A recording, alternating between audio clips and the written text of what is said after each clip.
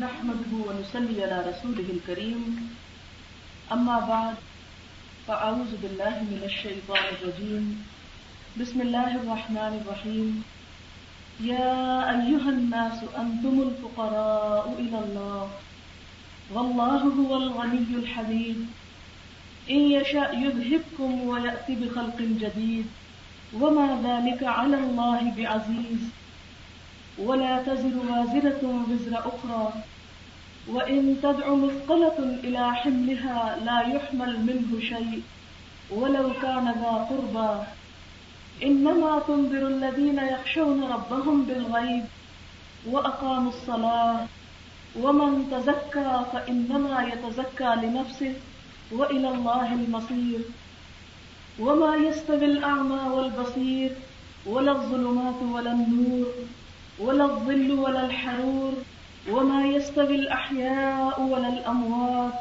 إن الله يسمع من يشاء وما أنت بمسمع من في القبور إن أنت إلا نذير إنا أرسلناك بالحق بشيرا ونذيرا وإن من أمة إلا خلا فيها نذير وإن يكذبوك فقد كذب الذين من قبلهم جاءتهم رسلهم بالبينات وبالزبر وبالكتاب المنير ثم أخذت الذين كفروا فكيف كان نكير صدق اللہ العظیم۔ شروع کرتی ہوں اللہ کے نام سے جو بے انتہا مہربان نہایت رحم فرمانے والا ہے۔ اے لوگو، تم سب اللہ کے محتاج ہو اور اللہ وہ بے پرواہ تعریف والا ہے۔ اگر چاہے تم سب کو لے جائے اور ایک نئی مخلوق پیدا کر دے، اور یہ بات اللہ پر کچھ بھی مشکل نہیں۔ کوئی بوجھ اٹھانے والا کسی دوسرے کا بوجھ نہ اٹھائے گا، اور اگر کوئی بوجھ سے لدا ہوا شخص کسی دوسرے کو اپنا بوجھ اٹھانے کے لیے پکارے گا تو وہ اس سے کچھ بھی نہ اٹھا سکے گا، اگرچہ وہ قریبی رشتہ دار ہی کیوں نہ ہو۔ یقیناً آپ تو ان لوگوں کو ڈرا سکتے ہیں جو اپنے رب سے غائبانہ طور پر ڈرتے ہوں، نماز قائم کرتے ہوں، اور جو پاکیزگی نفس اختیار کرے گا یقیناً اپنی ہی ذات کے لیے پاکیزہ ہوگا، اور اللہ کی طرف لوٹنا ہے۔ اندھا اور دیکھنے والا برابر نہیں ہوا کرتے، اندھیرے اور روشنی ایک نہیں، چھاؤں اور دھوپ ایک نہیں ہو سکتے، زندہ اور مردے برابر نہیں ہوتے۔ یقیناً اللہ تعالیٰ جسے چاہتے ہیں سنواتے ہیں، اور اے حبیب محمد صلی اللہ علیہ وسلم، آپ ان لوگوں کو نہیں سنوا سکتے جو قبروں میں پڑ گئے، آپ تو محض ڈرانے والے ہیں۔ یقیناً ہم نے آپ کو حق کے ساتھ خوشخبری دینے والا اور خبردار کرنے والا بنا کر بھیجا، اور کوئی امت ایسی نہیں جس میں کوئی نہ کوئی خبردار کرنے والا نہ آیا ہو۔ اگر یہ لوگ آپ کو جھٹلاتے ہیں تو وہ لوگ جن سے پہلے آئے انہوں نے بھی جھٹلایا، ان کے پاس ان کے رسول روشن دلائل، صحیفے اور روشن کتاب لے کر آئے، پھر میں نے ان لوگوں کو پکڑ لیا جنہوں نے انکار کیا۔ دیکھو کس طرح تھا میرا پکڑنا۔ سورۃ فاطر کی چند آیات آپ کی پیش خدمت ہیں۔ اللہ تعالیٰ کا ارشاد ہے، یا ایھا الناس، اے لوگو۔ کون لوگ؟ کہاں کے لوگ؟ ہم لوگ، ہم وہ جو اس کی مخلوق ہیں۔ یا ایھا الناس، اے لوگو۔ کیوں پکار رہے ہیں؟ کیوں خطاب کر رہے ہیں؟ ہمیں پکار رہے ہیں کیا کہنے کے لیے؟ کیا احساس دلانے کے لیے؟ انتم الفقراء، تم سب محتاج ہو، تم سب ضرورت مند۔ کس کے ضرورت مند؟ کس کے محتاج؟ الی اللہ، اللہ کے۔ کیسے؟ اس لیے کہ اگر ہم اپنی ذات کی طرف نظر دوڑائیں، اپنے آپ میں جھانکیں، اپنے میں غور کریں، اپنی حیثیت اور اپنی حقیقت کا جائزہ لیں، تو ہمیں یہ بات بخوبی سمجھ میں آ سکتی ہے کہ ہم اس دنیا میں آنے کے لیے بھی اللہ تعالیٰ کے محتاج تھے۔ ہم اس دنیا میں رہتے ہوئے اپنی زندگی کو قائم رکھنے کے لیے، سروائیو کرنے کے لیے بھی اللہ تعالیٰ ہی کے محتاج ہیں، اور جب ہماری یہاں سے واپسی ہوگی تو ہمارا سارے کا سارا معاملہ اللہ تعالیٰ ہی کے سپرد ہوگا۔ جہاں سے ہم آئے وہیں پر ہم کو لوٹ کر جانا ہے. لہذا مخلوق ہونے کی حیثیت سے، زمین پر اللہ تعالیٰ کا نائب ہونے کی حیثیت سے، اللہ تعالیٰ کا خلیفہ ہونے کی حیثیت سے، ہم میں سے کوئی شخص بھی اس کی ہستی سے، اس کی ذات سے بے نیاز ہو نہیں سکتا، اس سے جدا ہو نہیں سکتا، اس سے منہ موڑ نہیں سکتا، اس سے دور ہو نہیں سکتا. اس لیے کہ اس سے دور ہونا، اس سے منہ موڑنا، اس کے قریب نہ آنا، اس سے اس کو تو کچھ بھی فرق نہیں پڑتا، لیکن ہمارا ہی نقصان ہے. اس لیے فرمایا واللہ هو الغنی الحمید، اللہ تعالیٰ وہ تو بے پرواہ ہے، اس کو ہماری ضرورت نہیں، وہ بے نیاز ہے، الحمید خود سے خود تعریف والا ہے، اسے ہماری تعریف کی بھی ضرورت نہیں، اسے ہماری عبادت کی بھی ضرورت نہیں. کیوں؟ اس لیے کہ کائنات کے اندر جتنی بھی چیزیں ہیں وہ سب اس کی حمد و ثنا میں لگی ہوئی ہیں. وہ خود فرماتا ہے وَإِن مِّن شَيْءٍ إِلَّا يُسَبِّحُ بِحَمْدِهِ وَلَكِن لَّا تَفْقَهُونَ تَسْبِيحَهُمْ، کوئی بھی چیز ایسی نہیں زمین میں ہو یا آسمانوں میں مگر وہ اس کی حمد کے ساتھ اس کی تسبیح کر رہی ہے. تو گویا کیا کچھ شامل ہے؟ وہ تمام چیزیں شامل ہیں جنہیں ہم دیکھتے ہیں، اور وہ بھی شامل ہیں جو ہم کو نظر نہیں آتی. وہ سب اللہ تعالیٰ فرماتے ہیں کہ وہ اس کی حمد و ثنا کر رہی ہیں. یہ چیزیں ہیں کتنی، ان کا کوئی اندازہ کیسے لگا سکتا ہے؟ چھوٹی سی مثال آپ کو دیتی ہوں کہ یہ وسیع آسمان جو ہمیں اپنے چاروں طرف نظر آتا ہے، ہم کہیں بھی بیٹھے ہوں جہاں تھوڑا سا بھی باہر جھانکنے کا موقع ہو تو ہر طرف آپ کو مشرق اور مغرب، شمال اور جنوب میں اپنے دائیں اور بائیں ہر طرف آسمان بکھرا ہوا نظر آتا ہے، پھیلا ہوا، وسعتوں والا. اس کی وسعتیں کتنی ہیں شاید آپ کو اس کا کچھ اندازہ ہو ہی، لیکن صرف یاد دہانی کے لیے اتنا بتا دینا چاہتی ہوں کہ اس کائنات کے اندر، اور یہ بھی صرف انسانوں کی ڈسکوری ہے، اصل علم تو اللہ تعالیٰ ہی کے پاس ہے، کیونکہ اللہ تعالیٰ خود فرماتے ہیں وَلَا يُحِيطُونَ بِشَيْءٍ مِّنْ عِلْمِهِ إِلَّا بِمَا شَاءَ، یہ لوگ اس کے علم میں سے کچھ احاطہ نہیں کر سکتے، اس کا گھیراؤ نہیں کر سکتے، اس کو نہیں جان سکتے مگر اتنا جتنا وہ خود چاہتا ہے. تو انسانوں کے موجودہ علم، موجودہ انکشافات، اس لیے کہ یہ سلسلہ ابھی رکا نہیں، ابھی چل رہا ہے، ابھی تک کی معلومات کے مطابق اس کائنات کے اندر 1 ملین سے زائد گیلیکسیز ہیں. گیلیکسی جس کو آپ کہکشاں کہتے ہیں، 1 نہیں، 2 نہیں، 1 ملین گیلیکسیز. اور ایک گیلیکسی کتنی بڑی ہوتی ہے؟ اس میں 1 ٹریلین ستارے ہوتے ہیں ایک گیلیکسی کے اندر. 1 ٹریلین، اس ٹریلین کو پھر آپ ملین سے ضرب دیتے ہیں تو آپ اندازہ کر سکتے ہیں کہ اس کی بنائے ہوئے صرف ان ستاروں سیاروں میں سے کتنی بڑی مخلوق ہے. اور اس میں آپ دیکھیں کہ اگر روشنی کی رفتار سے کوئی سفر کرنا شروع کر دے تو زندگی ختم ہو جائے، لیکن وہ ایک کنارے سے دوسرے کنارے تک پہنچ ہی نہیں سکتا. اور پھر یہ بھی آج کا انسان خود کہہ رہا ہے کہ یہ اس کائنات کی وسعتوں کا سلسلہ ختم نہیں ہوا، یہ ابھی تک وسیع تر ہوتا چلا جا رہا ہے. جیسا کہ قرآن پاک 1400 سال پہلے پکار کر کہہ رہا ہے. اللہ تعالیٰ فرماتے ہیں وَالسَّمَاءَ بَنَيْنَاهَا بِأَيْدٍ، اور آسمان ان کو ہم نے اپنے ہاتھ سے بنایا. وَإِنَّا لَمُوسِعُونَ، اور یقیناً ہم وسعت دینے والے ہیں، یعنی اس میں مزید وسعت پیدا کرتے چلے جا رہے ہیں. تو یہ سب کچھ کس کا بنایا ہوا ہے؟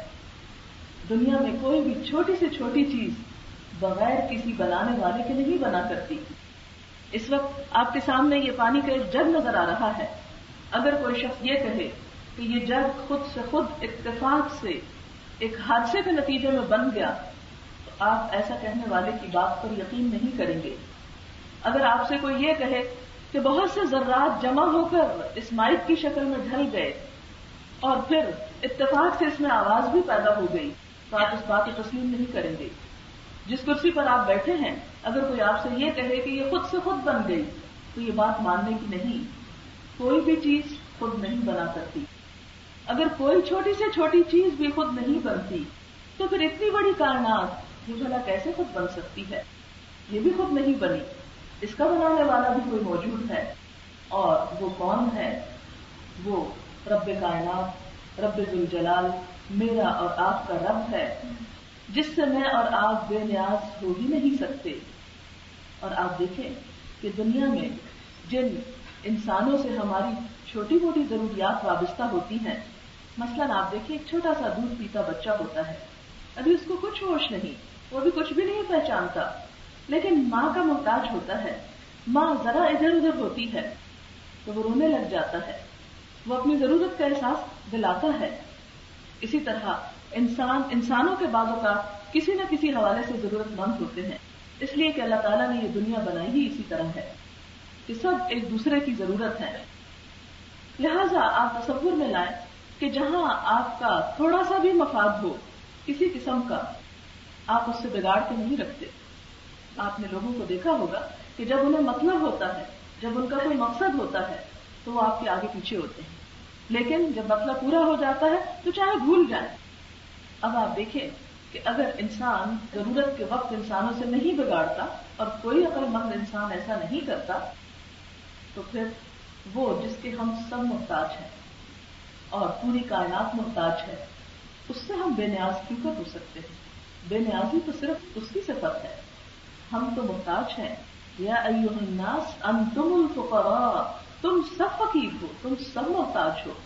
اس لیے ایک انسان دنیا میں آنے سے پہلے جب ماں کے پیٹ میں ہوتا ہے، خود ماں نہیں جانتی کہ اس سٹیج پر اس کے جسم کا کون سا حصہ بن رہا ہے، اس کی آنکھوں کا رنگ کیا ہے، اس کی شکل کیسی ہے، اس کے اعضاء صحیح سلامت ہیں یا نہیں، اس کا دماغ صحیح کام کرتا ہے یا نہیں.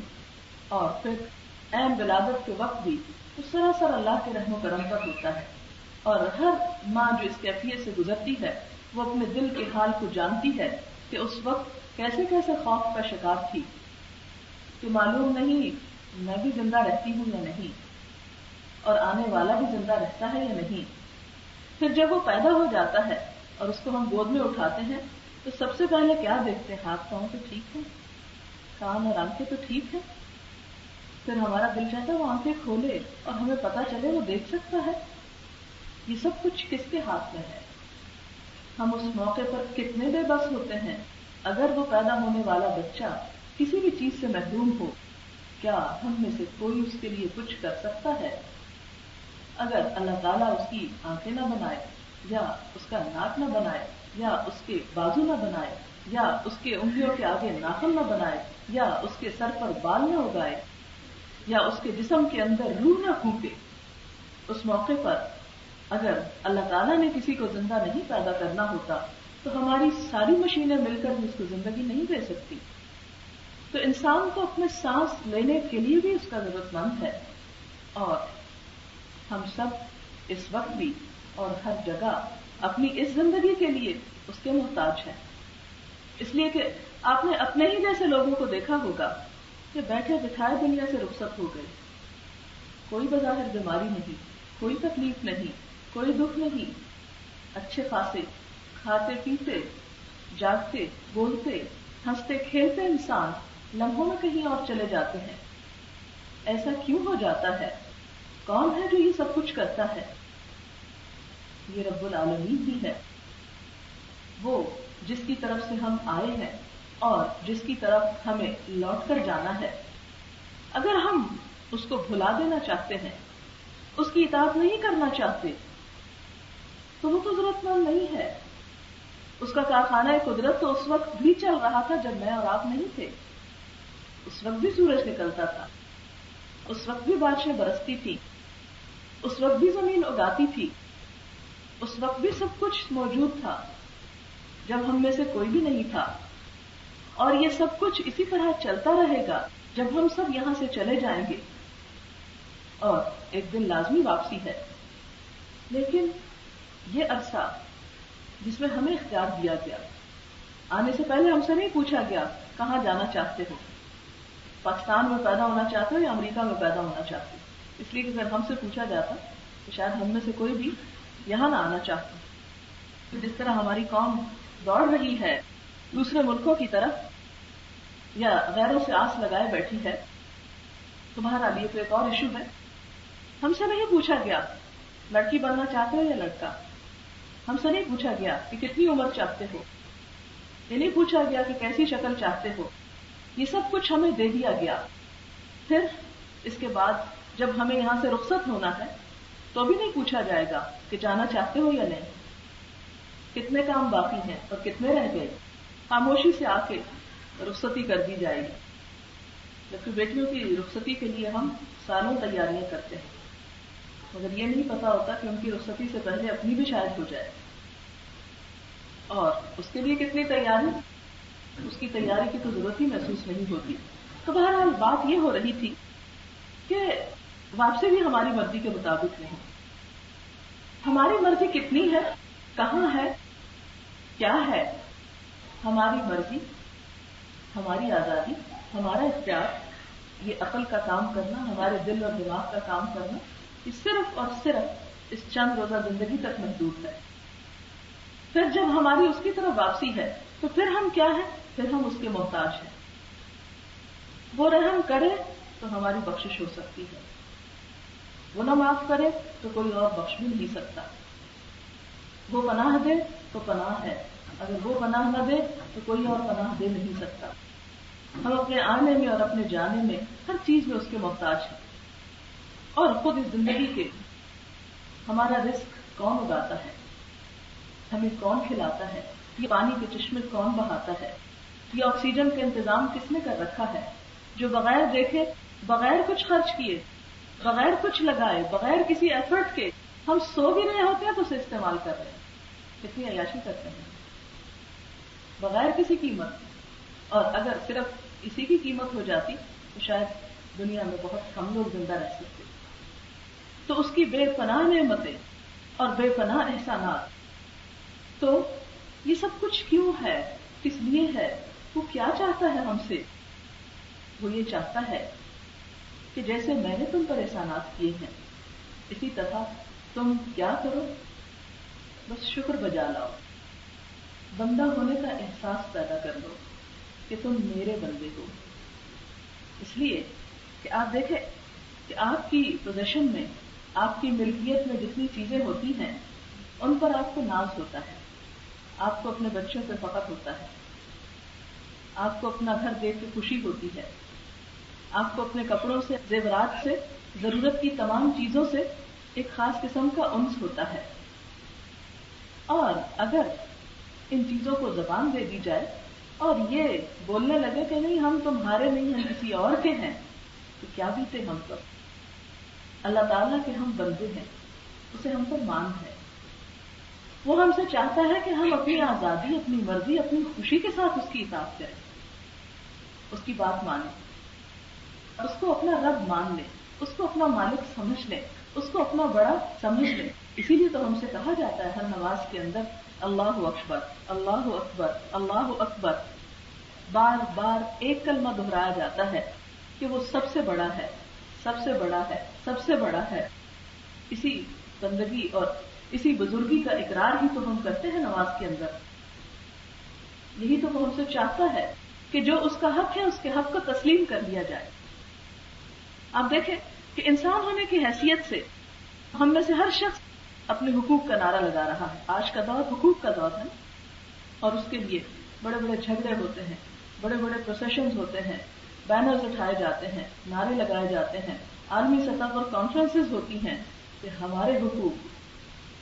لیکن جس رب نے ہمیں سب کچھ دیا اس کا کوئی بھی حق نہیں، اس کے لیے کوئی بھی کانفرنس نہیں، اس کے لیے کوئی بھی اجتماع نہیں، اس کے لیے کوئی بھی کوشش نہیں.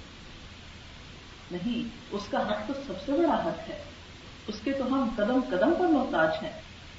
اس کا بھی حق ہے اور اصل میں بندہ وہی ہے جو اس کا حق تسلیم کر لے اور جو اس کا حق دینے کے لیے تیار ہو جائے. اور اس کا حق کیا ہے کہ اسے واقعی ہم اپنا مالک سمجھ لیں، اسے اپنا معبود سمجھ لیں، اسے اپنا الہ سمجھ لیں، اسے اپنے سے بڑا سمجھ لیں.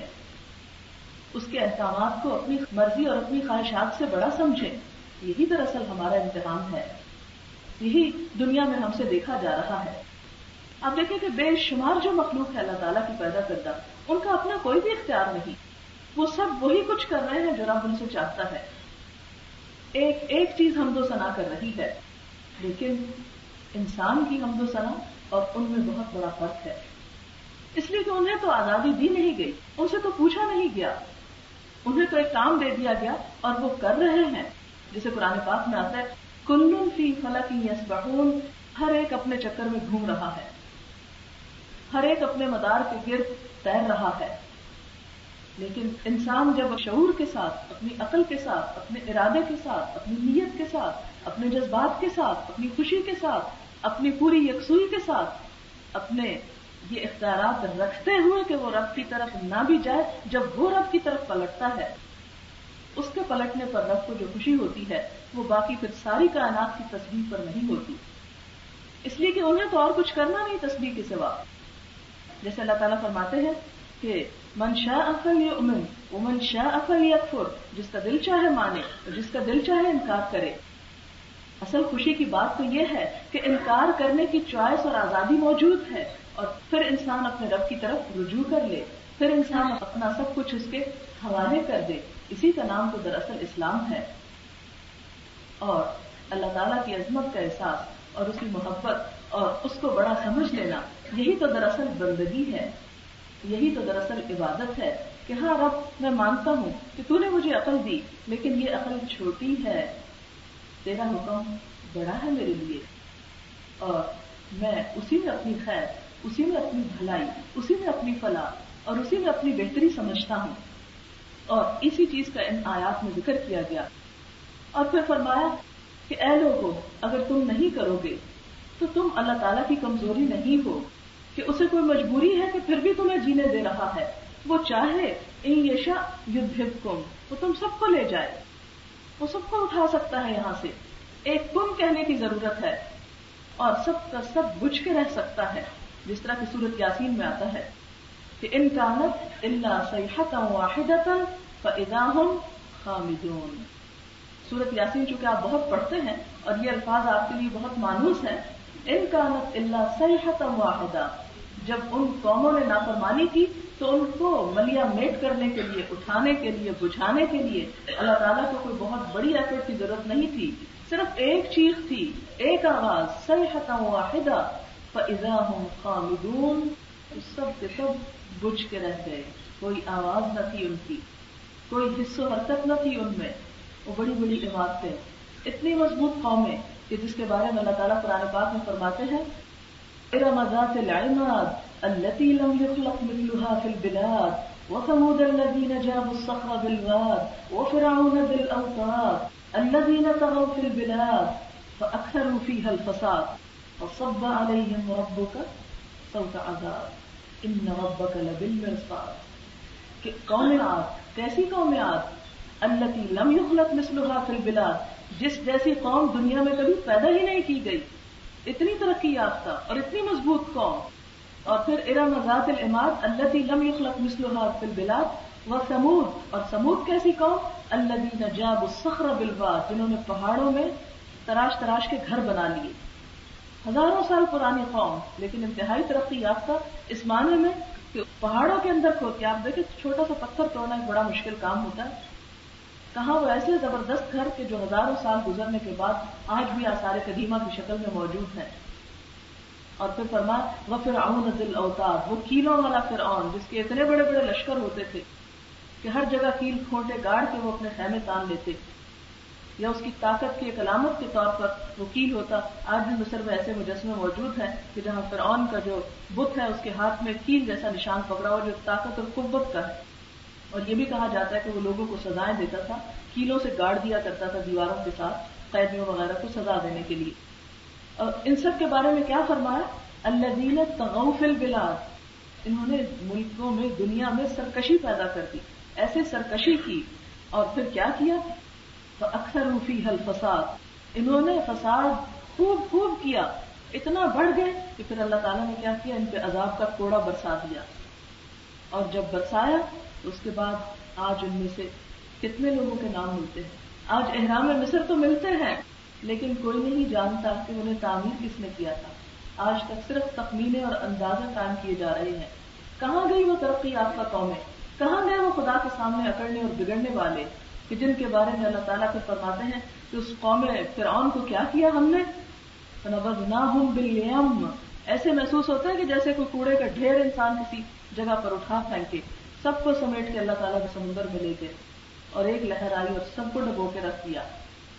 فرمایا پھر نہ ان پہ آسمان رویا اور نہ زمین ان پہ روئی. کہاں گئی وہ ساری تہذیب جس کے بارے میں فرعون خود کہتا تھا کہ یہ موسیٰ اور اس کا بھائی کیا چاہتے ہیں علیہم السلام؟ وَيَذْهَبَا بِطَرِيقَتِكُمُ الْمُثْلَىٰ. یہ تمہاری مثالی تہذیب ختم کرنا چاہتے ہیں. یہ سب تمہارے لذت کے سامان ختم کرنا چاہتے ہیں. اپنی تہذیب کو، اپنے تمدن اور اپنے کلچر کو طریقتکم المثلیٰ مثالی تہذیب پکارتا تھا کہ ہم جیسا دنیا میں کوئی ہے ہی نہیں. اور یہ حقیقت ہے کہ اپنے دور کی ایسی ترقی یافتہ قوم تھی کہ آج بھی ان کے جو آثار ملتے ہیں اس جیسی چیزیں آج اس ترقی یافتہ دور میں نہیں بن رہی جو کچھ وہ کئی ہزار سال پہلے بنا گئے. اگر آپ کو اتفاق ہو احرام مصر دیکھنے کا تو ایک ایک پتھر اتنا اتنا بڑا. مجھے خود وہاں جا کر دیکھنے کا اتفاق ہوا. حیرت ہوتی ہے کون سی وہ کرینز اور کون سی وہ مشینیں تھیں کہ انسانوں کے قدوں کے برابر پتھر جو ہے وہ اٹھا اٹھا کے اتنے اونچے چلے گئے اور ایک خاص ایسی ترتیب سے وہ بنے کہ زلزلے اور بارشیں اور طوفان اور آندھیاں اور دھوپ اور سردی اور گرمی سب ان پہ گزرتا ہے. لیکن آج بھی وہ پہاڑوں کی طرح وہاں کھڑے ہیں اور حیرت کی بات دور دور تک وہاں کوئی پہاڑ نظر نہیں آتا. یہ سمجھ نہیں آتی کہ پتھر کاٹ کے کہاں سے لائے گئے تھے. ایسی ترقی یافتہ مضبوط قومیں لیکن کہاں گئی وہ سب؟ کس نے مٹا دیا ان سب کو؟ اس نے جو اصل مالک ہے. لہذا یہاں پر یہ فرمایا گیا کہ وہ چاہے تو تمہیں اٹھا کے کہیں اور پھینک سکتا ہے، کوئی نئی مخلوق پیدا کر سکتا ہے. اور یہ ضروری نہیں کہ کافروں کے ساتھ ایسا ہو. اسلام کا نام نہاد دعویٰ کرنے والوں کے ساتھ بھی ایسا ہوا. آپ تاریخ پڑھتے ہوں گے کہ عباسی خلافت کس طرح مٹی تھی. ان کے ہاں جب بحث دین کے نام پہ یہ ہونے لگی کہ براق حلال ہے کہ حرام ہے تو ان کے اوپر پھر ہلاکو خان نے آ کے وہ تباہی مچائی کہ دجلہ و فرات میں ان کی لائبریریاں بہا دی گئیں کہ جس کی وجہ سے کئی کئی دن تک ان کتب خانوں کی کتابوں کی سیاہی تھی، اس سے دجلہ و فرات کا پانی سیاہ بہ رہا تھا. اسپین میں یورپ کے بہت بڑے حصے میں مسلمانوں کی حکومت تھی لیکن ان پہ زوال آیا. کیوں کر آیا؟ آپ کبھی تاریخ پر نظر اٹھا کے دیکھیں. یہ اسی کا حصہ ہے. اگر وہ چاہے تو اٹھا پھینکے تم کو وہاں سے. اتنا کافی نہیں کہہ دینا کہ ہم مسلمان ہیں اور مسلمان کے گھر میں پیدا ہوئے ہیں. مسلمان ہونے کے کچھ تقاضے بھی ہیں، کچھ ذمہ داریاں بھی ہیں. اور کون ہیں ہم؟ ہم تو اس زمین پر اللہ تعالیٰ کے نمائندے ہیں. اللہ تعالیٰ قرآن پاک میں فرماتے ہیں وَكَذَلِكَ جَعَلْنَاكُمْ أُمَّةً وَسَطًا لِتَكُونُوا شُهَدَاءَ عَلَى النَّاسِ. ہم نے تمہیں امت وسط بنایا تاکہ تم سب دنیا کے سامنے حق کی گواہی کا پیغام رکھو. پوری دنیا تک اسلام کا پیغام پہنچاؤ. کیا ہے اسلام؟ اسلام جس کا لفظی معنی ہے پیس ہے، جس کی دنیا آج بتلاشی ہے. آپ کو معلوم ہے کہ یورپ کے اندر ان ملکوں میں جہاں بے انتہا ترقی ہو چکی ہے اور انسان کی تمام تر مادی ضروریات پوری کی جاتی ہیں. سویڈن کے بارے میں آپ جانتے ہوں گے کہ وہاں ایک عام سے کمتر انسان کے پاس زندگی کی وہ ساری سہولتیں موجود ہیں جو کوئی طلب کر سکتا ہے. وہاں کسی انسان کی کسی ضرورت پر اسے نو سننے کو نہیں ملتا. کھانے پینے اور زندگی میں نہ صرف یہ کہ ضرورت بلکہ عیاشی کے سب سامان موجود ہیں. لیکن یہ جان کر آپ کو حیرت ہوگی کہ دنیا میں سب سے زیادہ سوئسائڈ ریٹ بھی وہیں پر ہے. اس سب کچھ ہوتے ہوئے انسان اپنے آپ کو خود اپنے ہاتھوں سے ہلاک کر رہا ہے. پچھلے ہی دنوں میں ایک امریکی ڈیلیگیشن آیا ہوا تھا، اس میں ایک کنورٹ مسلم تھی تو 18 ایئرس کی تھی. تو میں نے اس سے پوچھا کہ تم کیوں مسلمان ہوئی اور کیا تمہارے پیرنٹس کو اعتراض نہیں ہوا؟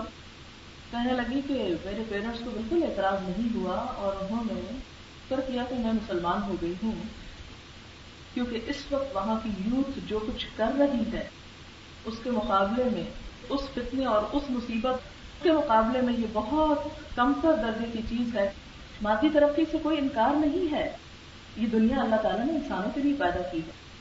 اللہ تعالیٰ خود فرماتے ہیں قُلْ مَنْ حَرَّمَ زِینَةَ اللَّهِ الَّتِی أَخْرَجَ لِعِبَادِهِ وَالطَّیِّبَاتِ مِنَ الرِّزْقِ.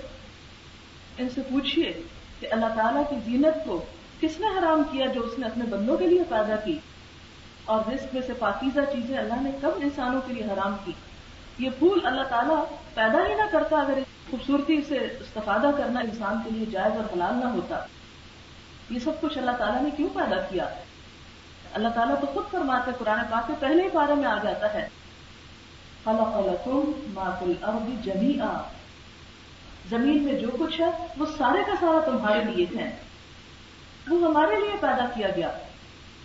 یہ سب نعمتیں کس کے لیے ہیں؟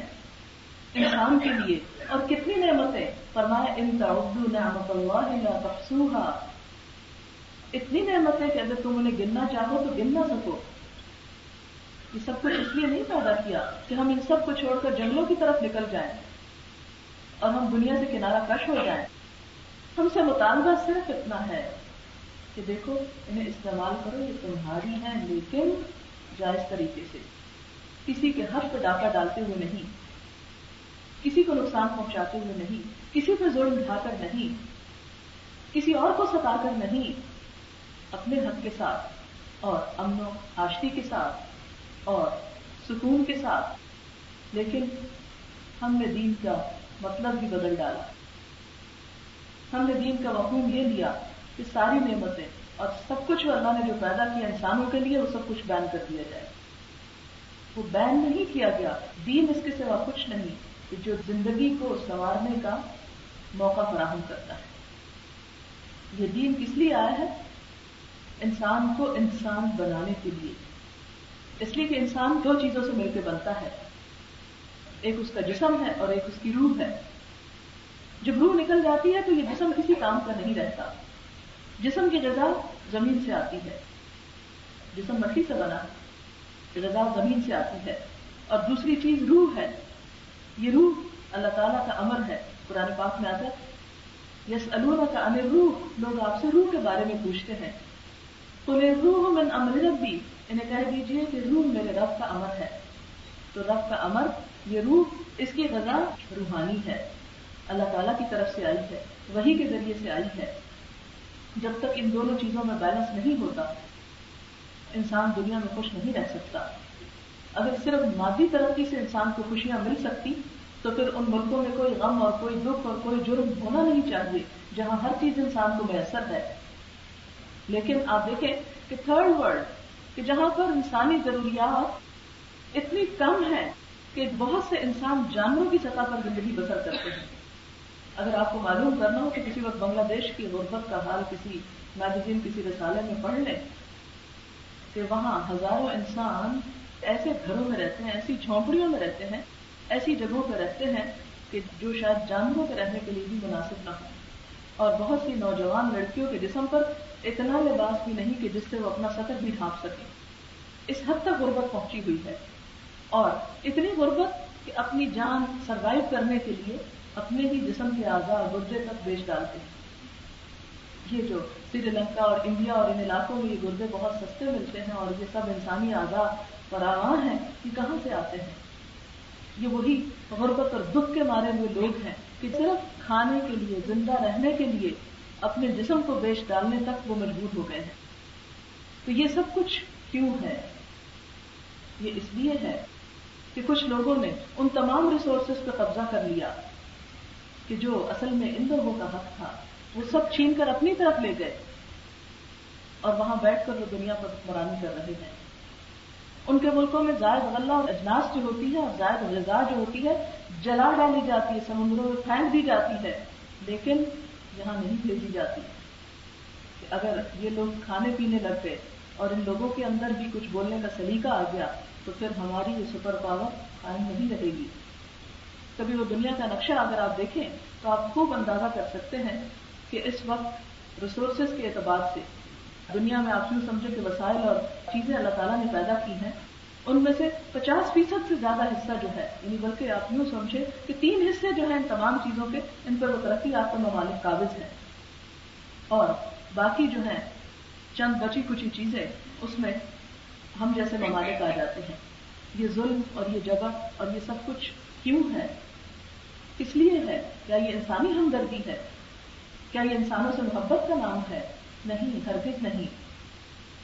اور اگر اسلام کا وہ سنہری باب اور سنہری تاریخ دیکھیں کہ جب مسلمانوں کو اللہ تعالیٰ نے اقتدار دیا اور مسلمانوں کے پاس سب کچھ تھا، تو آپ کو یاد ہوگا حضرت عمر کا مشہور قول جو آپ بہت دفعہ سنتے ہیں کہ وہاں پر انسان کو چھوڑ کتا بھوکا رہنا بھی گوارا نہ تھا. یہ ہے مسلمانوں کا اصل عدل. اور اسی عدل کو قائم کرنے کے لیے لتکونوا شہداء، گواہ بن جاؤ. کس کے؟ عدل کے، انصاف کے. یہ اسلام کس کے لیے آیا ہے؟ جو انسان کی انڈیویجول لائف میں، انفرادی زندگی میں بھی انصاف، اپنے ذات کے ساتھ، اپنے گھر والوں کے ساتھ، اپنے کولیگز کے ساتھ، اپنے معاشرے کے ساتھ، اپنے شہر والوں، اپنے ملک والوں، اور پھر پوری انسانیت کے لیے خیر خواہی کا پیغام بن کر. پھر اس کے بعد یہاں پر فرمایا کہ لوگوں دیکھو ایک دن ایسا آنے والا ہے جب سب کو اپنے اپنے اعمال کی خود جواب دہی کرنی ہے.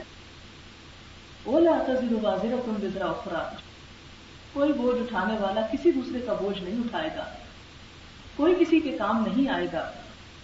وَإِن تَدْعُ مُثْقَلَةٌ، اگر کوئی بوجھ سے لدا ہوا پکارے گا إِلَىٰ حِمْلِهَا، بوجھ اٹھوانے کے لیے، لَا يُحْمَلْ مِنْهُ شَيْءٌ، کچھ بھی اٹھا نہ سکے گا، کوئی اس سے اٹھایا ہی نہ جا سکے گا. وَلَوْ كَانَ ذَا قُرْبَىٰ، اگرچہ کوئی قریبی رشتہ دار ہی کیوں نہ ہو. اور قریبی رشتہ داروں کا جہاں تک معاملہ ہے ان میں کون کون شامل ہیں؟ والدین، اولاد، بہن، بھائی، بیوی، شوہر. اللہ تعالیٰ فرماتے ہیں یوم یفر المرء من اخیہ وامہ وابیہ وصاحبتہ وبنیہ لکل امرئ منہم یومئذ شأن یغنیہ. جس دن انسان فرار حاصل کرے گا، بھاگے گا. کس سے؟ اپنے بھائی سے، اپنی ماں سے، اپنے باپ سے، اپنے بیٹے سے، اپنی بیوی سے.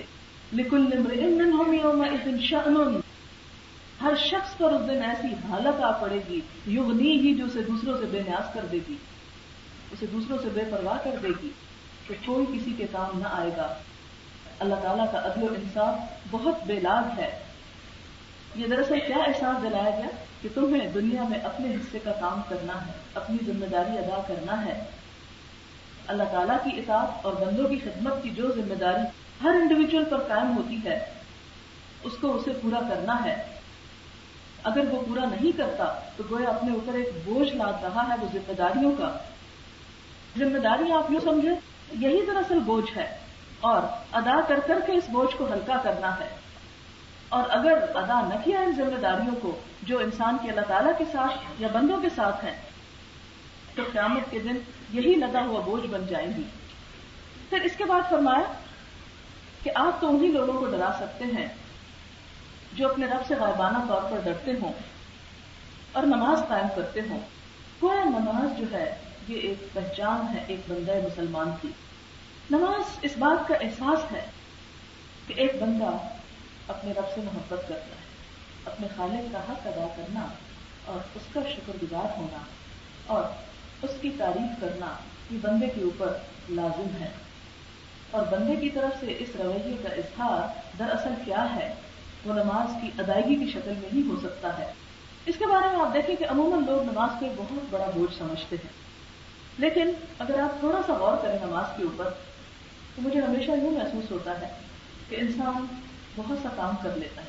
مثلاً ظہر کی نماز، سارا دن آپ کام کرتے ہیں، کبھی گھر کی صفائی ہو رہی، کبھی کھانا پکانا ہو رہا، کبھی کپڑے دھو جا رہے ہیں، کبھی اور بہت سے ڈھیروں کام ہو رہے ہیں، کبھی بہت سے لوگ جو جاب کرتے ہیں وہ گھروں سے باہر ٹریول کر کے جا رہے ہیں، کام کرتے ہیں، پھر ٹریول کر کے واپس آ رہے ہیں، پھر گھر پہنچتے ہیں تو کبھی والدین کوئی مطالبہ کر رہے ہیں، کبھی بچے کچھ مانگ رہے ہیں، کبھی ٹیلی فون آ رہے ہیں، کبھی کوئی دروازے پہ نوک کر رہا ہے، کبھی کوئی کچھ.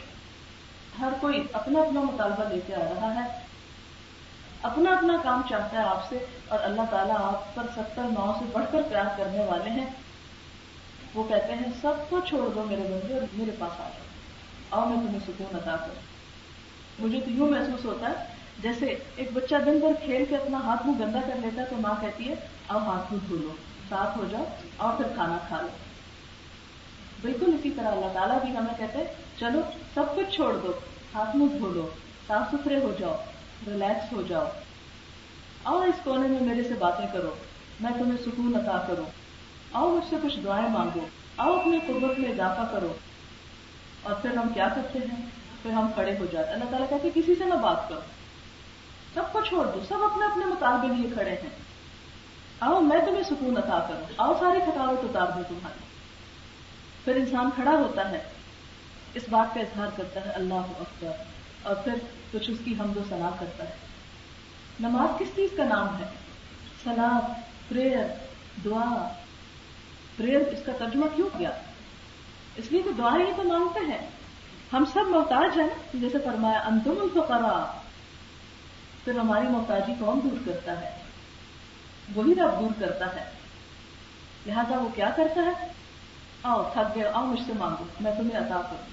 और फिर हम उससे मांगते हैं और कुछ हिस्सा हुजूर सल्लल्लाहु अलैहि वसल्लम पर दुरूद पढ़ते हैं। उन्हीं की वजह से तो ये सब कुछ हमें नसीब हुआ। लिहाजा उन पर दुरूद शरीफ पढ़ते हैं, फिर अपने लिए दुआएं मांगते हैं, औलाद के लिए मांगते हैं, अपने सारे मुसलमानों के लिए मांगते हैं, फिर सलाम फेरते हैं और अल्लाह के दरबार से वापस दुनिया की तरफ लौटते हैं।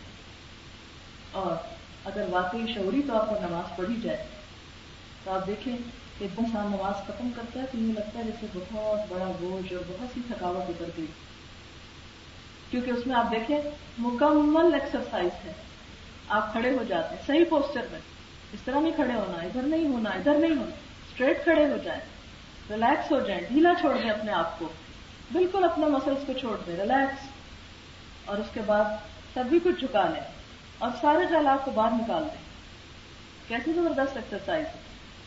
फिर उसके बाद हाथ यहाँ रखें, फिर रुकू में इतनी देर रहे कि कमर की सारी थकावट उतर जाए, फिर सीधे खड़े हो जाए, फिर सजदे में चले जाए, फिर उसके बाद गर्दन आखिर में इधर इधर। कंपल्सरी 5 टाइम्स एक्सरसाइज, जो इंसान की जिस्मानी सेहत के लिए भी इंतहाई जरूरी और उसके रूहानी ग़िज़ा के लिए भी इंतहाई जरूरी। सुबह आप उठते हैं, हल्का फुल्का नाश्ता करते हैं, हल्का फुल्का नमाज का नाश्ता, रूहानी नाश्ता, 2 सुन्नत 2 फर्ज। दोपहर को पेट भर के खाना खाते हैं और पेट भर के रूहानी खाना, जरा लंबी नमाज। फिर असर के वक्त कप चाय का पीते हैं, फिर छोटी सी नमाज, और फिर इसी तरह मगरिब के वक्त इंसान खाने को दिल नहीं चाहता, रूह उदास होने लगती है, वो अंधेरा जब छाने लगता है, फिर एक हल्का फुल्का अल्लाह ताला से गुफ्तगू, वो जो दिन चेंज होने का वक्त है। फिर रात का खाना जरा ज्यादा और रात का रूहानी खाना भी जरा ज्यादा। तो यूं एक नमाज इंसान को दुनिया के साथ साथ जिस्मानी जरूरियात के साथ साथ उसकी रूहानी जरूरियात को भी पूरी करती चली जाती है।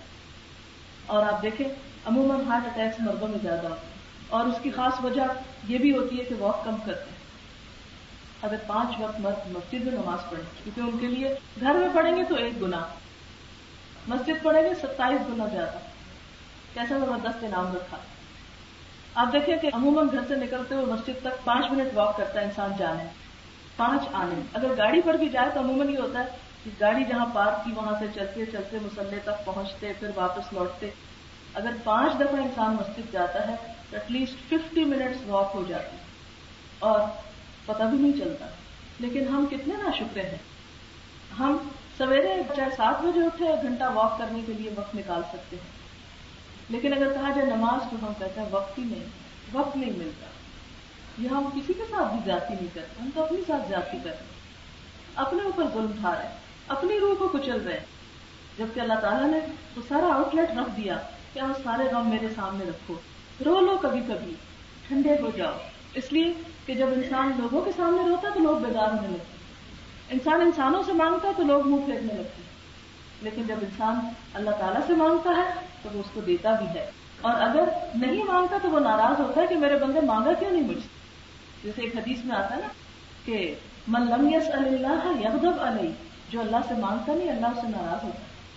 लिहाजा वो हमसे 70 9 से बढ़कर प्यार करने वाला, लेकिन अफसोस कि हमने उसी का हक अदा नहीं किया, उसी को भूले रहे, उसी से मुंह मोड़ते हैं। वो सब कुछ देता है, शुक्र का कलमा नहीं निकलता। वो एक चीज ले लेता है, वो भी छोड़ देते हैं जो टूटा फूटा कर रहे हो।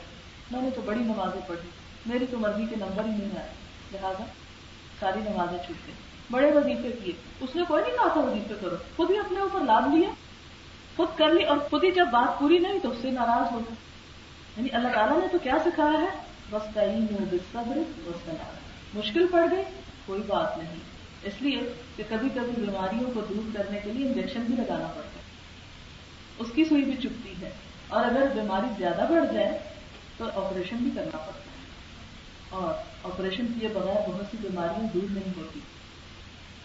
ہم بھی جب ہمارے حالات اچھے ہوتے ہیں تو ہم اللہ تعالیٰ کی طرف ذرا ٹھنڈے ٹھنڈے ہی جاتے ہیں، لیکن اگر کبھی تکلیف آ جائے، کوئی دنیا سے عزیز چلا جائے، کوئی مال میں، کوئی اولاد میں کوئی پریشانی آ جائے تو پھر کیا ہوتا ہے؟ پھر اس کی طرف تیزی سے پلٹتے ہیں. یہ چھوٹی چھوٹی جو آزمائشیں آتی ہیں، یہ بھی دراصل وہ کیا چاہتا ہے؟ کسی طرح لوٹ آئے میرا بندہ. جیسے کہ ایک روایت میں بھی آتا ہے کہ کچھ آ جاتے ہیں اور کچھ لائے جاتے ہیں، کچھ خود چلے آتے ہیں شوق میں اور کچھ کو پکڑ کے لانا پڑتا ہے. تو یہ جو تکلیفیں چھوٹی موٹی آتی ہیں، یہ بھی اللہ تعالیٰ ایسے پکڑ کے لے آتے ہیں. اب تو آ جاؤ، اب تو مانگو گے نا، اب تو جھکو گے، جس میں تمہارا اپنا ہی فائدہ ہے. لہٰذا وہ ہمیں کیا سکھاتا؟ صبر کے ساتھ اور نماز کے ساتھ اس کے آگے جھکو، اس سے مدد مانگو، اور بغیر اس سے کہ کوئی مشکل آئے. وہ ہم سے 5 نمازوں میں کیا منگواتا ہے؟ صرف تجھ سے ہم مانگ، صرف تیری مدد چاہیے ہم کو. اور کیوں نہ صرف اسی کی چاہیے؟ اس لیے کہ وہی تو سب کچھ دینے کا قادر ہے. سب کون ہے؟ انتم الفقراء، سب فقیر، کوئی بادشاہ ہو یا فقیر ہو، کوئی محل میں رہتا ہو یا جھونپڑی میں رہتا ہو، کہیں بھی کوئی ہو، ہر کوئی محتاج. قصہ پڑھا تھا کہیں، مجھے اچھا لگا، آپ بھی سن لیجیے، شاید آپ کو پہلے ہی معلوم ہو. ایک شخص تھا، اسے کچھ ضرورت تھی، تو کسی خلیفہ یا بادشاہ کے پیچھے اس کو تلاش کر رہا تھا. لوگوں نے بتایا کہ وہ اس وقت طواف کر رہا ہے، تو وہیں پہنچ جاؤ، وہاں مل جائے گا تمہیں. وہ شخص اسے ڈھونڈتے ڈھونڈتے جب بادشاہ کو وہاں جا کے دیکھتا ہے تو دیکھتا ہے کہ بادشاہ دار و قطار رو کے اللہ سے مانگتا ہے. تو وہیں اس کے قدم رک جاتے ہیں. کہتے ہیں کہ اگر یہ اللہ سے مانگ رہا ہے تو میں اس سے کیوں مانگنے آیا؟ مجھے بھی اس سے مانگنا چاہیے، مجھے بھی وہ دینے والا ہے، یہ بھی اس کا محتاج ہے. لہذا جب سب محتاج ہیں تو بندوں کی غلامی کو کیا کھائے؟ پھر اس کے آگے کیوں نہ ہاتھ پھیلائے؟ جو خود فرماتا ہے وَإِن مِّن شَيْءٍ إِلَّا عِندَنَا خَزَائِنُهُ، اور کوئی چیز ایسی نہیں جس کے خزانے نہ ہو ہمارے پاس. عِندَهُ مَفَاتِيحُ الْغَيْبِ لَا يَعْلَمُهَا إِلَّا هُوَ، اسی کے پاس غیب کے خزانوں کی کنجیاں ہیں جن کو اس کے سوا کوئی جانتا ہی نہیں. بندوں کو تو چابی بھی نہیں پتا کہ ہے کہاں، تو وہ دیں گے کہاں سے نکال، اور وہ سب کچھ اس کے ہاتھ میں ہے. اور جب ارادہ کرتا ہے کسی چیز کے کہ ہو جا، تو کیا کہتے ہیں؟ کن، بس ہو جا، فیکون، ہو جاتی. اور اگر وہ دیکھتا ہے کہ میرے بندے کے لیے یہ چیز نقصان دہ ہوگی اور بندہ روتا ہے، پکارتا ہے رب دے دے، بالکل ایسے جیسے بچوں کو آپ نے دیکھا ہوگا رو پیٹ کے ماں سے ٹافی چاکلیٹ مانگتے، اور ماں کہتی ہے ان کے دانت خراب ہو جائے. لیکن بچہ کیا سمجھتا ہے کہ میری دنیا اور میری ساری زندگی اسی چاکلیٹ کے اندر. کیسے کیسے چیختے اور پکارتے ہیں بچے. پھر ماں کو ترس آ جاتا ہے، کہتی چلو لے لو جاؤ. اسی طرح بہت سی چیزیں ہمیں چاکلیٹ سے بھی زیادہ عزیز ہوتی ہیں زندگی میں، اور ہم چاہتے ہیں ہمیں بس کسی طرح مل جائے، یہ تو ضرور ہی مل جائے. لیکن اللہ تعالیٰ سمجھتے ہیں کہ اگر دے دی بندے کو تو اس سے یہ نقصان اٹھائے، اس کی آخرت بگڑ جائے گی، یہ وہاں نہ خسارہ پا جائے. لہذا وہ روک لیتے ہیں، اور ہم کہتے ہیں اللہ تعالیٰ ہماری تو کچھ سنتا ہے، ہمیں تو وہ کچھ دینا ہی نہیں چاہتا. جیسے بچے بھی ماں باپ سے ناراض ہو جاتے ہیں، کہتے ہیں ہمارے ساتھ تو ماں باپ بہت ہی زیادتی کرتے ہیں، فلاں کو تو یہ بھی دے دیا، یہ بھی دے دیا، ہمیں کچھ نہیں دیا. ہم بھی اسی طرح اللہ تعالیٰ آپ نے فلاں کو اتنا دے دیا، فلاں کو یہ دے دیا، یہ سب اس کی حکمت. وہ جانتا ہے کہ کس کو کتنا، کہاں، کیا دینا چاہیے. اور اللہم مالک الملک، ساری بادشاہت کا مالک، دیتا بھی وہی ہے، لیتا بھی وہی ہے. تؤتی الملک من تشاء وتنزع الملک ممن تشاء وتعز من تشاء وتذل من تشاء بیدک الخیر انک علی کل شیء قدیر. تو وہ رب جس کے ہم بندے، جو سب سے بڑا بادشاہ ہے.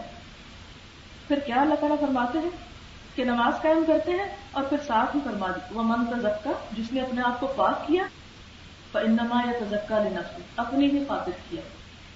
اللہ تعالیٰ کو کوئی فائدہ نہیں نمازوں کا، نہ سجدوں کا، نہ پاکیزگی کا، نہ ہاتھ منہ دھونے کا، اور نہ روح کو پاک صاف کرنے کا. جو یہ کام کرے گا، جو یہ کوشش اور محنت کرے گا، خود اپنی ذات کو فائدہ پہنچائے گا. اور پھر آپ دیکھیں کہ دنیا میں جتنی بھی چیزیں ہیں نا، سب گندی ہو جاتی. آپ ہر روز گھر کی صفائی کرتے ہیں، 2 دن نہ کریں کیا ہوتا ہے؟ ایسے ویرانی سی نظر آنے لگتی. بیٹھے ہو آپ کہیں بھی آپ کی نظر پڑ جائے تو آج اس کونے کی ڈسٹنگ نہیں ہوئی، کیسی وحشت ہونے لگتی، اپنے آپ سے گھن آنے لگتی کہ کیا ہوا، یہ کیوں رہ گیا مجھ سے. اسی طرح جیسے مادی چیزوں پہ ڈسٹ پڑتی ہے، روح پہ بھی پڑتی، دل پہ بھی پڑتی، ان سب کو بھی پاک صاف کرنے کی ضرورت ہوتی. پھر آپ دیکھیں کہ جو عام معمولی ڈسٹ ہوتی ہے نا روزمرہ کی، وہ تو چھوٹی موٹی جھاڑ پھوٹ سے صاف ہو جاتی ہے. کچھ داغ ایسے ہوتے ہیں جو پانی سے دھل کے صاف ہو جاتے ہیں، کچھ کو صابن لگانا پڑتا ہے، کچھ صابن سے بھی نہیں جاتے، ان کو کیمیکل لگانے پڑتے ہیں. اور اسی طرح ہم جب غلط کام کرتے ہیں تو ہمارے منہ پر بھی ہمارے دل پر بھی داغ پڑتے چلے جاتے ہیں. کچھ گرد کی طرح ہوتے ہیں، پھر وہ ہم نماز پڑھتے ہیں فوراً بھول جاتے ہیں. کچھ ایسے ہوتے ہیں کہ دل کو پانی چاہیے، پھر ہمیں آنسو بہانے پڑتے ہیں، پھر وہ جاتے ہیں. کچھ ایسے ہیں کہ کیمیکل چاہیے، اور کچھ ایسے ہیں کہ جن کو اور بھی زیادہ سخت ہاتھ چاہیے دھونے کے. لہٰذا انسان کو پھر کچھ صدقہ خیرات، کچھ مزید توبہ استغفار، کچھ روزہ، کچھ نماز، کچھ اور کام بھی کرنے پڑتے ہیں. پھر بعض چیزیں ایسی ہوتی ہیں صاف جو آپ خود ہی گھر بیٹھے کر لیتے ہیں، اور کچھ ایسی ہوتی ہیں کہ دوسروں کے پاس لے جانی پڑتی ہیں. کچھ کام ایسے ہوتے ہیں جو ہم تنہائی میں کر لیتے ہیں، اکیلے میں نماز پڑھ سکتے ہیں، لیکن پھر کبھی کبھی کچھ بیماریاں ایسی ہوتی ہیں کہ ہاسپٹل میں بھی ایڈمٹ ہونا پڑتا ہے. لہٰذا کچھ چیزیں ایسی ہیں جو آپ اکیلے بھی کر لیں گے، کچھ کاموں کے لیے آپ کو دوسروں کی مدد بھی چاہیے. جب انسان جسمانی بیمار ہوتا ہے تو ڈاکٹر کے پاس جاتا ہے، جب روحانی بیماریاں آ جاتی ہیں تو پھر نیک لوگوں کی صحبت چاہیے، اللہ والوں کے پاس بیٹھنے کی ضرورت ہوتی ہے، ان کی مجلس اختیار کرنے کی ضرورت ہوتی ہے، پھر مل جل کے اللہ کا ذکر کرنے کی ضرورت ہوتی ہے، پھر اس کی کتاب کو پڑھنے سمجھنے کی ضرورت ہوتی ہے. اور اللہ تعالیٰ کے کچھ فرشتے ایسے ہیں کہ گلیوں بازاروں میں گھومتے پھرتے ہیں اور ایسے لوگوں کی تلاش میں رہتے ہیں جو اللہ تعالیٰ کا ذکر کر رہے ہیں. پھر جب وہ دیکھتے ہیں کسی مجلس کو کہ لوگ کر رہے ہیں اکٹھے بیٹھ کے اس کو یاد دینی، ایک دوسرے کی مدد کر رہے ہیں، پھر وہ سب کو بلانے لگتے ہیں، پھر سارے جمع ہو جاتے ہیں، آسمان تک پھیل جاتے ہیں، حتیٰ کہ آسمان کے فرشتے امڑ کر انہیں دیکھنے لگتے ہیں کہ یہ ہو کیا رہا ہے، کہاں یہ سب جمع ہو گئے. تو پتہ چلتا ہے کہ وہ اللہ کو یاد کر رہے تھے، اس کا دین سیکھ سکھا رہے تھے. اور پھر جب وہ سب مجلس ختم ہوتی ہے، فرشتے اللہ تعالیٰ کے پاس وہ عمل لے کے پہنچتے ہیں. اللہ تعالیٰ پوچھتے ہیں میرے بندے کیا کر رہے ہیں، حالانکہ وہ خود خوب جانتے ہیں، فرشتے سے بتاتے ہیں. اور پھر اللہ تعالیٰ کہتے ہیں تم گواہ رہنا، میں نے ان کو معاف کر دیا، میں نے انہیں بخش دیا، میں نے انہیں دھو ڈالا، میں نے ان کو صاف کر دیا. اتنے میں ایک فرشتہ عرض کرتا ہے یا رب وہاں ایک ایسا شخص بھی تھا جو اس نیت سے نہیں آیا تھا، بس ایسے ہی آ گیا تھا دیکھنے کے لیے کہ کیا ہو رہا ہے. اللہ تعالیٰ فرماتے ہیں وہ ایسی مجلس ہے جس میں اس طرح آ جانے والا بھی بد نصیب نہیں ہوتی، میں نے اس کو بھی بخش دیا. وہ بھی ساتھ ہی شامل ہے کہ جن کے ساتھ بیٹھ جانے والا، جن کے پاس سے گزرنے والا بھی خوشبو کے جھونکے سے محروم نہیں رہتا. لہذا جہاں ہم تنہائی میں اس کی عبادت کرتے ہیں، اس کو یاد کرتے ہیں، وہاں کبھی کبھی مجلسوں میں بیٹھ کر بھی اس کا ذکر کرنا چاہیے.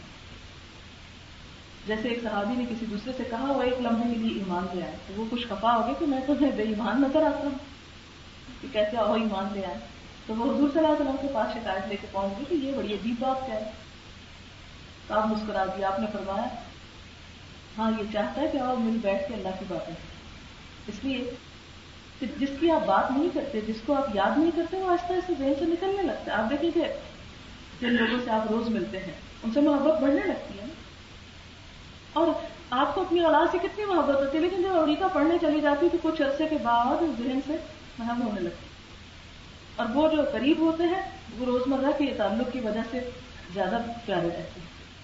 تو یہ ایک قدرتی بات ہے، یہ نہیں کہ ان کی محبت کم ہوتی، لیکن فرق پڑ جاتا ہے. آپ دیکھیں کہ آپ کے بہت سے بہن بھائی ہوں گے جو دوسرے شہروں ملکوں میں رہتے ہوں گے، لیکن وہ ہمسائے جو آپ کے نیکسٹ ڈور رہتے ہیں، وہ کلیگ جن سے آپ روز ملتے ہیں، ان کے خوشی غم میں آپ زیادہ شریک ہوتے ہیں بنسبت ان کی خوشی غم میں. تو یہ قدرتی طور پر فرق ہو جاتا ہے. بہت زبردست آیات ہے یہ سورۃ فاطر کی. آپ کسی وقت گھر میں بھی ان کو قرآن پاک کو کھول کے ضرور دیکھیے اور خود بھی غور کیجیے، کیونکہ اللہ تعالیٰ نے آپ سب کو بہت اچھی سمجھ عطا فرمائی ہے. فرمایا وَمَا يَسْتَوِي الْأَعْمَى وَالْبَصِيرُ، اندھا اور دیکھنے والا برابر نہیں ہوتے، دونوں میں بہت بڑا فرق ہے. کیا فرق ہوتا ہے آپ سب جانتے ہیں، لیکن یہاں اندھے سے مراد کون ہے؟ وہ جسے اپنے رب کی معرفت ہے، جو اس کے دین سے اندھا ہے، جو اس کی ہدایت سے اندھا ہے، جو اس کے پیغام سے اندھا ہے. اور دیکھنے والا تو سب ہے، لیکن جس نے اس کو دیکھا. یہ نہیں کہ اس کو کوئی اس طرح دیکھ سکتا ہے کہ سورۃ الانعام میں آتا نا کہ لا تدرکہ الابصار، نگاہیں اس کو نہیں پا سکتی، کوئی اس کو یوں نہیں دیکھ سکتا سامنے. لیکن وہ جیسے انسان کا ایک درجہ ہے نا کہ اللہ کی عبادت ایسے کرو جیسے تم اس کو دیکھ رہے ہو. تو ظاہر ہے ویسے تو کوئی نہیں دیکھ سکتا، لیکن اس دیکھنے کا کچھ معنی ہے. وہ کیا کہ تم اس کو محسوس کرو، اور وہ جب ہی محسوس ہوتا ہے جب دل کے اندر. اگر وہ یہاں نہ ہو تو کہیں بھی محسوس نہیں ہوتا ہے، کیونکہ جو دل کی کیفیت ہوتی وہی باہر کی ہوتی. اگر آپ اداس ہو تو لگتا ہے سارا شہر اداس ہے، لیکن اگر آپ کے اندر وہ روشنی ہے، اگر آپ کے اندر وہ حرارت ہے، تو آپ کو ہر جگہ، ہر چیز میں، پھولوں میں بھی اور پتوں میں، ہواؤں میں اور موسموں میں، سورج میں اور روشنی میں، ہر جگہ وہی نظر آئے. کوئی موقع پھر ایسا نہیں ہوگا کہ اس کی یاد نہ آئے. پھر وَلَا الظُّلُمَاتُ وَلَا النُّورُ، اندھیرے اور روشنی بھی برابر نہیں. یہ اندھیرے کیا چیز ہے؟ اندھیرا اس کی معرفت سے، اندھیرا اس سے جس نے ہمیں پیدا کیا. آپ دیکھیں کہ چھوٹی سی مثال میں کہ اگر کوئی شخص اپنی ماں کو نہ پہچانتا ہو تو اس کے بارے میں آپ کیا کہیں گے؟ ایسا بد نصیب ہے کہ ماں کو نہیں پہچانتی. بعض بچے ایسے تھے نا چھوٹے بچپن میں ان کی ماں فوت ہو جاتی، تو جب بڑے ہو جاتے ہیں تو ساری عمر رشتے دار ترس کھاتے رہتے ہیں اس کو دیکھ دیکھ کر، ہائے بیچارہ اس نے تو ماں کی شکل ہی نہیں دیکھی. لیکن ان پہ کوئی ترس نہیں کھاتا جو اپنے رب کو نہیں پہچانتا. ان پہ ہمیں کبھی بھی نہیں خیال آیا کہ ہائے بیچارے کہ انہیں اپنے رب کا ہی نہیں پتا، اپنے پیدا کرنے والے اور اپنے پالنے والے اور جس کا یہ کھاتے ہیں اور جس کے دیے ہوئے پہ یہ جی رہے ہیں اسی کو نہیں پہچانتے. تو ان کے لیے بھی ہمدردی ہونی چاہیے، ان کے لیے بھی دل میں محبت ہونی چاہیے، اور ان کو بھی اس طرف لانے کی کوشش کرنی چاہیے. اور روشنی سے مراد کیا ہے؟ روشنی دراصل اللہ تعالیٰ نے اپنے آپ کو بھی نور فرمایا، جسے سورۃ النور میں آتا ہے اللہ نور السماوات والارض. اصل نور کیا ہے؟ کہ سورج کی روشنی، یہ لائٹس کی روشنی مراد نہیں ہے، یہ اللہ تعالیٰ کی وہ روشنی کہ جس سے وہ اپنے بندوں کو ہدایت دیتا ہے. فرمایا کہ جو اس کی روشنی میں چلتے ہیں وہ، اور جو اندھیروں میں بھٹک رہے ہیں، جو اس سے بیگانہ ہیں، جو اس سے بے خبر ہیں، وہ برابر نہیں ہوتے. وَلَا الظِّلُّ وَلَا الْحَرُورُ، ٹھنڈی چھاؤں اور دھوپ بھی برابر نہیں ہوتے. وَمَا يَسْتَوِي الْأَحْيَاءُ وَلَا الْأَمْوَاتُ، زندہ اور مردے بھی برابر نہیں ہوتے. حالانکہ دیکھنے میں کیا انسان ہے، وہی ناک، آنکھیں، کان، دل، دماغ اس کے اندر موجود ہوتا ہے جب انسان کی نئی نئی روح نکلتی ہے، لیکن بہت بڑا ڈفرنس ہوتا ہے. لوگ اس کے سر پہ چیخ پکار کریں وہ کوئی جواب نہیں دے سکتا، وہ دیکھ نہیں سکتا، وہ سن نہیں سکتا کہ مقابلہ کیوں کیا جا رہا ہے. کون ہے زندہ؟ وہ جن کے دل زندہ ہے. اور مردہ کون؟ جن کے دل مر چکے. لیکن دل کے ختم ہونے سے تو موت آتی ہے، جو دل نہیں کام کرتا. تو یہ دل کون سا دل؟ جس میں اللہ کی محبت ہو، اللہ کا احساس ہو، اللہ تعالیٰ کی پہچان ہو. وہ آئینہ جس میں اس کا عکس نظر آتا ہو. اور وہ جس کا دل پتھر ہو چکا ہو، سیاہ ہو چکا ہو. یہ دونوں ایک جیسے کیسے ہو سکتے ہیں؟ وہ دل کی تو کیفیت ہی مختلف ہے. وہ جس دل میں خدا ہے اور وہ دل جس میں وہ رب نہیں ہے، بہت بڑا فرق. ایک آباد اور ایک ویرانہ ہے. اور پھر فرمایا ان اللہ یسمع من یشاء، جسے اللہ چاہتا ہے سنواتا ہے. اور وہ کس کو چاہتا ہے؟ جو سننا چاہتا ہے. اور جو سننا نہیں چاہتا وہ زبردستی اس کو نہیں سنواتا. وما انت بمسمع من فی القبور، اور جو قبروں میں دفن ہے آپ ان کو سنوا نہیں سکتے. یہ کس کو تشبیہ دی گئی؟ مردوں سے. وہ لوگ جو اپنی ذات کے خول میں، اپنی خواہشات کے خول میں، شیطان کے فریب میں اور غفلتوں کے سایوں میں مدفون ہیں، دبے ہوئے ہیں، ان کو کوئی نہیں سنوا سکتا جب تک کہ وہ ان کو ایک ایک کر کے اتارے نہ. اور اگر وہ خود اتارنے کے قابل نہیں، بہت اندر چلے گئے تو مدد کیجیے ان کی، اور ان کے ایک ایک پردے کو ہٹائیے ان سے، اور ان کو وہ چیز دکھائیے جو آپ نے خود دیکھی. اور اگر آپ نے نہیں دیکھی تو جائیے ان لوگوں کے پاس جو آپ کو دکھا سکے. اور پھر فرمایا اے حبیب محمد صلی اللہ علیہ وسلم، آپ تو خبردار کرنے والے ہیں، ہم نے آپ کو حق کے ساتھ خوشخبری دینے والا اور ڈرانے والا بنا کر بھیجا. یہ ہے اصل میں دین کا اعتدال کا نقطہ نظر، کہ ایک طرف خوشخبری ہے تو دوسری طرف وارننگ بھی ہے. اور ایمان قائم ہی امید اور خوف کے درمیان ہے. اور پھر آپ صلی اللہ علیہ وسلم کو تسلی دی کہ اگر یہ لوگ نہیں آپ کی بات مانتے تو آپ اس میں پریشان نہ. پہلے بھی بہت سے لوگوں کے پاس رسول آئے، طرح طرح کے دلائل لائے، کتابیں لائے، صحیفے لائے، لیکن انہوں نے مان کر نہ دیا. تو کیا ہوا اگر یہ لوگ نہیں مانتے؟ اس سے اللہ تعالیٰ نے ایک تبلیغ کرنے والے انسان کو مایوسی سے بچایا. کہ آپ کسی کو اچھی خیر کی بات بتائیں اور پھر اس کا معاملہ رب پہ چھوڑ دیں. اور پھر فرمایا ثم اخذت الذین کفروا فکیف کان نکیر. تو دیکھو دنیا کے واقعات سے سبق لو کہ میں نے ان لوگوں کو پھر پکڑ لیا, انہیں باقی نہ چھوڑا کہ جنہوں نے رب سے منہ موڑا. دیکھو میری پکڑ کیسی سخت تھی. لہذا اس سے پہلے کہ اللہ تعالیٰ ہمیں اس میں پکڑ لے, اس سے پہلے کہ وہ ہم سے اپنا حق زبردستی مانگ لے, ہمارے لیے موقع ہے, وقت ہے, زندگی ہے, چانس ہے کہ ہم اپنے شوق سے اس کی طرف پلٹ آئیں. اور اسی کے ساتھ ہی میں اپنی بات کا اختتام بھی کرنا چاہوں گی. دعا کر لیتے ہیں. سبحان اللہ والحمد للہ ولا الہ الا اللہ واللہ اکبر ولا حول ولا قوة الا باللہ العلی العظیم. اللهم صل على محمد وعلى آل محمد كما صليت على إبراهيم وعلى آل إبراهيم إنك حميد مجيد. اللهم بارك على محمد وعلى آل محمد كما باركت على إبراهيم وعلى آل إبراهيم إنك حميد مجيد. ربنا آتنا في الدنيا حسنة وفي الآخرة حسنة وقنا عذاب النار. ربنا لا تزغ قلوبنا بعد إذ هديتنا وهب لنا من لدنك رحمة إنك أنت الوهاب. اللهم لا مانع لما أعطيت ولا معطي لما منعت ولا ينفع ذا الجد منك الجد. يا حي يا قيوم برحمتك نستغيث. اللهم إنا نسألك من الخير كله عاجله وآجله ما علمنا منه وما لم نعلم.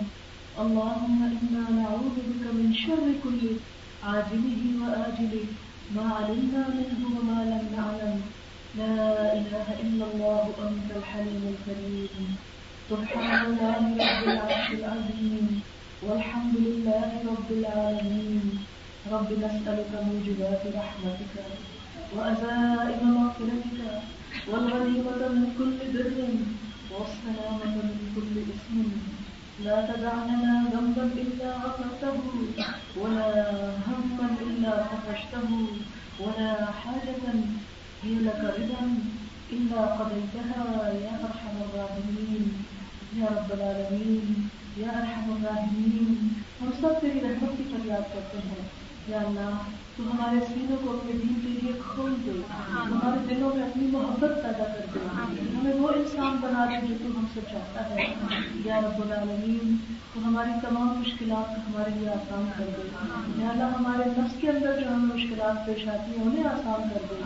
یا رب العالمین تو ہمیں اپنی اطاعت کی توفیق دے. یا اللہ ہماری اولاد کو ہمارے آنکھوں کی ٹھنڈک بنا دے, ہمیں دین و دنیا کی کامیابی عطا فرما. یا اللہ تو ہمارے والدین پر اپنی رحمت فرما. یا اللہ تو ہمارے تمام عزیز و رشتہ داروں کی مشکلات آسان کر دے. یا اللہ اس محفل میں جن لوگوں نے شرکت کیا ان کا آنا قبول فرما. یا اللہ جنہوں نے اس کا اہتمام کیا ان کے لیے اس کو صدقہ جاریہ بنا. یا اللہ جو کچھ ہم نے سیکھا ہے اس کو قبول فرما, ہمیں عمل کی توفیق دے. اگر ہم سے کوئی بات غلط ہو گئی ہو تو ہمارے علم کی اصلاح کر دے, ہمیں سیدھا راستہ دکھا, اپنی محبت عطا کر دے. اپنی محبت ہمیں ہر چیز سے زیادہ عزیز کر دے. یا اللہ تو ہمیں اپنے قرب نصیب فرما. یا اللہ تو پاکستان میں ایک روشن پاکستان بنا. یا اللہ ترقی یافتہ پاکستان بنا. یا رب العالمین اس دنیا کے لیے بہترین مثال بنا دے. یا اللہ یہاں سے ہر طرح کی غربت, بیماری, افلاس دور فرما. ربنا تقبل منا انك انت السميع العليم وتب علينا انك انت التواب الرحيم. وصلى الله تعالى على خير خلقه محمد وعلى آله وأصحابه وأهل بيته أجمعين برحمتك يا أرحم الراحمين. إلهي آمين. سبحانك اللهم وبحمدك نشهد أن لا إله إلا أنت نستغفرك ونتوب إليك. والسلام عليكم ورحمة الله وبركاته.